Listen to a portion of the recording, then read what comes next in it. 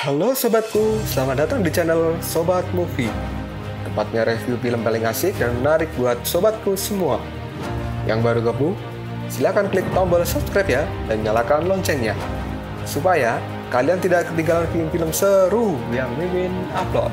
Oke, gak usah berlama-lama lagi, langsung aja kita ke reviewnya. Gasken sob.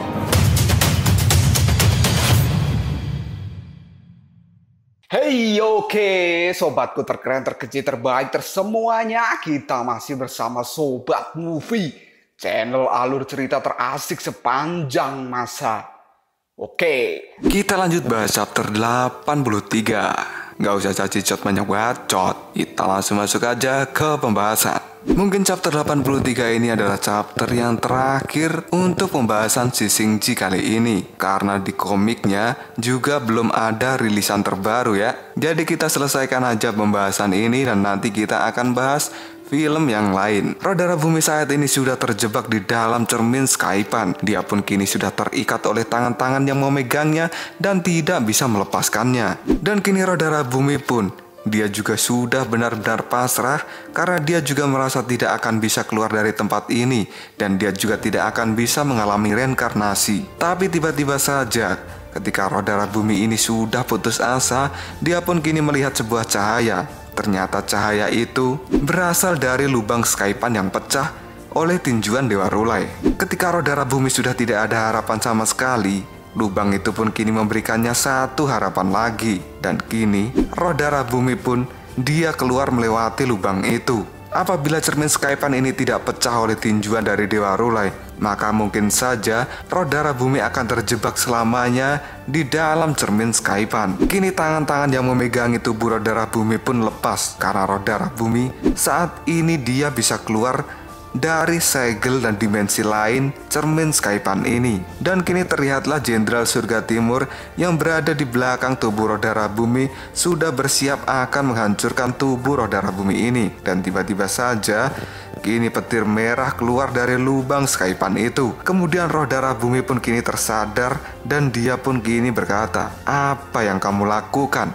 Mendengar Rodara Bumi yang masih hidup, kini Jenderal Surga Timur menjadi terkejut dan dirinya pun kini tidak jadi menyerang Rodara Bumi. Jenderal Surga Timur juga merasa bahwa kesempatannya untuk membunuh Rodara Bumi kali ini telah gagal. Rodara Bumi pun kini langsung berkata pada Jenderal Surga Timur, "Ternyata dirimu ini benar-benar tahu bagaimana cara memanfaatkan peluang." Jenderal Surga Timur pun menjawabnya, "Tak perlu dikatakan lagi, tapi sekarang aku telah melewatkan kesempatan dan peluang itu."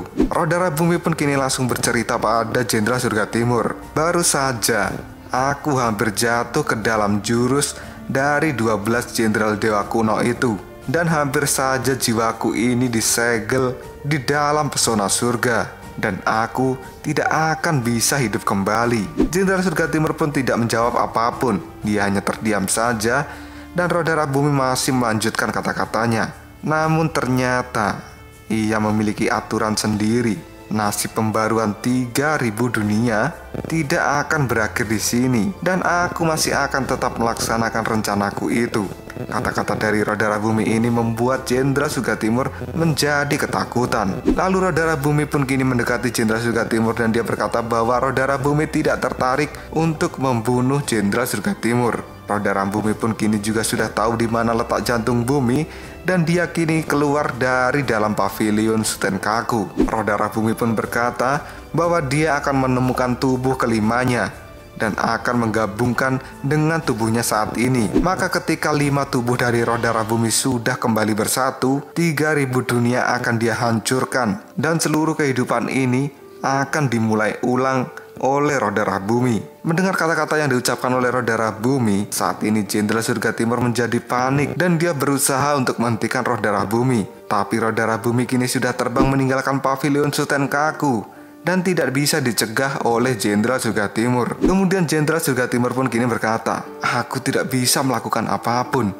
Aku harus segera bertindak. Aku tidak ingin melihat kehancuran dari 3000 dunia." Kita langsung berpindah ke alam baka. Di sana, Jiu Kuan Yi bercerita pada Biksu Tong tentang perubahan yang terjadi di alam baka ini. Ceritanya tentang apa, Mimin sendiri juga tidak tahu. Karena di sini Tidak dijelaskan Jiu Kuan Yi ini bercerita tentang apa. Kemudian Biksu Tong pun kini berkata, "Jika semua yang kamu katakan adalah kebenaran, maka itu akan sangat mengerikan." Dan kini pemandu alam baka pun berkata pada Biksu Tong bahwa ini sudah waktunya. Sang biksu pun langsung bertanya, apakah ini saatnya dia untuk melewati jembatan reinkarnasi? Pemandu itu pun kini berkata, bukan, tapi sekarang Anda harus segera kembali ke dunia. Setelah pemandu alam baka berkata seperti itu, kini terlihatlah di bawah kaki dari Biksu Tong keluarlah sebuah api. Hal ini membuat sang biksu menjadi terkejut. Lalu Jiu Kuan Yi pun kini berkata, saat ini kegelapan telah mendominasi. Ketika kamu sudah sampai di dunia, semuanya akan tergantung pada dirimu. Dan jiwa dari Biksu Tong ini sekarang melayang di depan Jiu Kuan Yi dan dia sudah bersiap untuk kembali ke dunia. Sebelum kembali ke dunia, kini Biksu Tong pun berkata pada Jiu Kuan Yi untuk menjaga dirinya. Dan tiba-tiba saja jiwa dari Biksu Tong kini telah kembali ke tubuhnya. Biksu Tong pun kini membuka matanya. Hal itu membuat Sun Wukong dan juga Shao Wuqing menjadi terkejut. Dan Biksu Tong pun kini juga bingung dengan apa yang telah terjadi. Tapi Sun Wukong dan juga Shao Wuqing merasa senang karena gurunya telah hidup kembali. Biksu Tong pun kini langsung mengingat sebuah kejadian. Dia pun mengingat bahwa dirinya memang sudah mati. Kenapa tiba-tiba saja kembali ke dunia? Lalu Sun Wukong akan mulai bercerita. Tapi sebelum Sun Wukong sempat bercerita, Biksu Tong pun langsung memotong kata-kata dari Sun Wukong dan sang biksu kini menanyakan rumput reinkarnasi. Lalu Shao Wuqing pun kini mengatakan bahwa rumput reinkarnasi itu telah dimakan oleh Biksu Tong ini. Mendengar kata-kata dari Shao Wuqing, sang biksu pun kini menjadi terkejut karena ternyata dia bisa kembali hidup ke dunia adalah karena memakan rumput reinkarnasi. Lalu Sun Wukong pun kini berkata pada Biksu Tong, rumput reinkarnasi, dia adalah penguasa dari ras umur panjang. Ketika dia menemani kita, dia memiliki kesadaran akan keabadiannya. Oleh karena itu, dia rela mengorbankan diri untuk menyelamatkan guru dan membawa kita semua keluar dari hutan labirin. Biksu Tong pun kini langsung berkata bahwa harus ada seseorang yang berkorban. Biksu Tong yang sudah mengira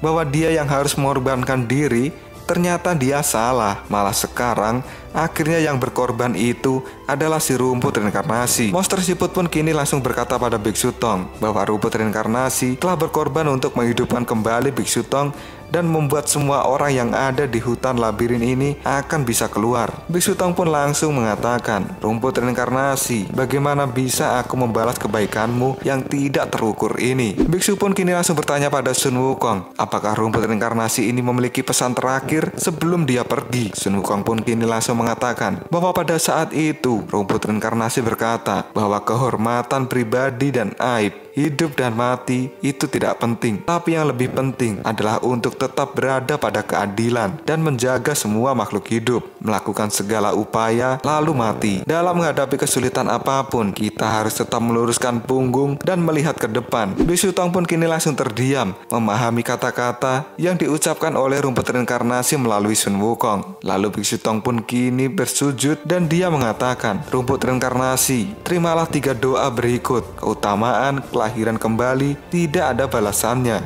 Aku Tang Sancang hanya bisa mendengarkan ajaran dan berpegang teguh pada kebenaran, tidak pernah menyimpang, berdiri tegak setiap saat dan bangkit menghadapi kesulitan. Dan kini terlihatlah Biksu Tong, Shao Wuqing, Sun Wukong dan juga Monster Siput.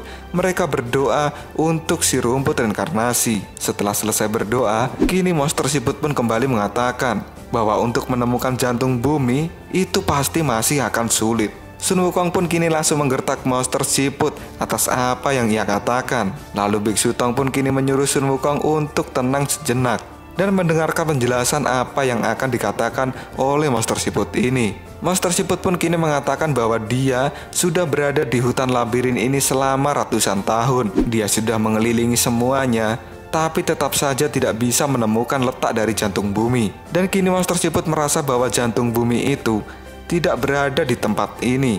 Lalu Sun Wukong pun kini berkata pada Monster Siput, jika kamu tidak menemukannya, bukan berarti kita juga tidak akan menemukannya. Lalu Biksu Tong pun kini juga langsung mengatakan bahwa kata-kata yang diucapkan oleh Monster Siput itu juga masuk akal. Wuqing pun kini langsung bertanya pada Biksu Tong apa yang harus dilakukan saat ini.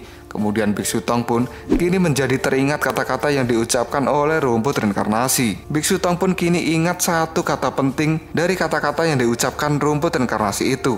Satu kata penting itu adalah luruskan punggung dan lihatlah ke depan. Dan kini Biksu Tong pun terus mengucapkan kata-kata itu.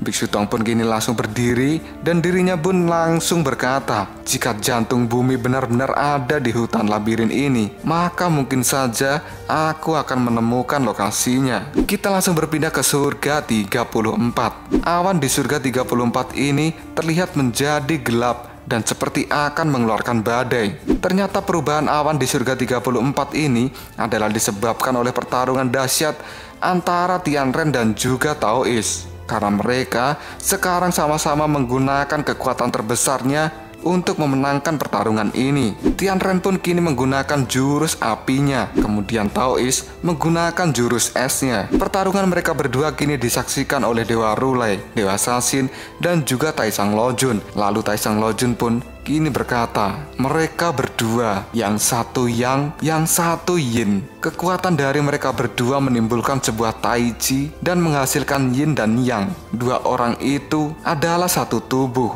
dan mereka adalah dewa dari para dewa. Mendengar kata-kata yang diucapkan oleh Taisang Lojun, kini Dewa Sasin pun langsung menjawabnya, kau bilang mereka adalah dewa dari para dewa. Apa mungkin dia itu adalah Dewa Tianda? Dan kini Dewa Rulai pun masih tetap melihat pertarungan mereka berdua. Taoist pun dengan kekuatan esnya, dirinya kini akan menghajar Tianren. Kemudian Tianren pun menahan serangan yang dilakukan oleh Taoist menggunakan kekuatan api miliknya. Tianren pun kini masih berusaha sekuat mungkin untuk menahan serangan yang dilakukan oleh Taoist. Tapi si Taoist ini juga tidak akan menyerah dan akan segera mengalahkan Tianren. Dan tiba-tiba saja Taoist yang memaksakan kekuatannya dan akan menembus tubuh dari Tianren. Tiba-tiba saja tubuh dari Taoist ini terbelah menjadi dua dan dia pecah menjadi kristal es. Lalu apakah mungkin pertarungan ini telah dimenangkan oleh Tianren? Dan apakah si Taoist ini sudah mati? Mimin juga nggak tahu karena belum ada lanjutannya. Oke, mungkin ini cerita terakhir dari si Xingji versi Sobat Movie ya. Nanti kalau komiknya rilis lagi, kita lanjut bahas. Kalau tidak, ya sudah, kita bahas film lain aja. Pokoknya Sobat Movie akan memberikan alur cerita film yang keren-keren buat sobatku semua. Makanya tetap stay di channel ini dan jangan lupa Koprol Shop. Tetap stay di channel Sobat Movie dan jangan lupa klik subscribe, like, dan share ke teman-temanmu agar channel ini dapat berkembang dan menghibur kalian semua. See you next tomorrow. Bye-bye.